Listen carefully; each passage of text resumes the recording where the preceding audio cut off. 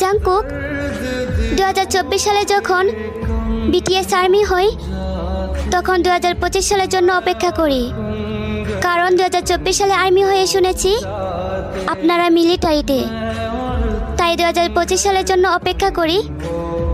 আর আপনারা যখন 2025 সালে ফিরে আসেন তখন মনে হয় এই সালটা যেন শেষ না হয়, আটকে যাক এই সালে। আর এখন কেন জানি মনে হয় একটা বছর শেষ হওয়া মানে আপনাদেরকে হারিয়ে ফেলা।